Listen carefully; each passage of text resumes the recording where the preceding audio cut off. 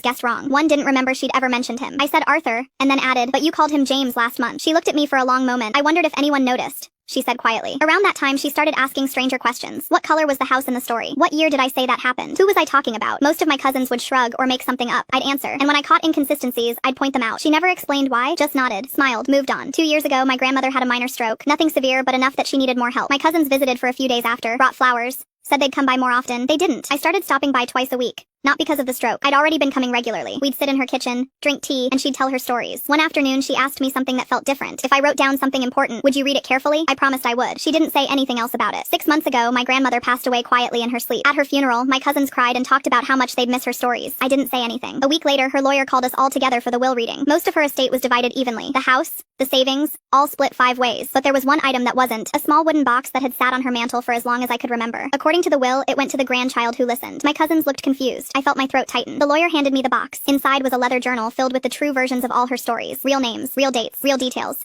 And on the first page, a note in her handwriting. You were the only one who heard me. Not just the words. The stories were never the point. I just needed to know someone cared enough to remember me while I was still here. My cousins didn't say anything after reading it. Neither did I. But ever since then, I've read that journal cover to cover 3 times. And sometimes when I'm sitting in her kitchen, which is mine now, I can't stop thinking about all those dinners. All those repeated stories. All those small moments everyone else dismissed as her getting old. She wasn't testing us to be cruel.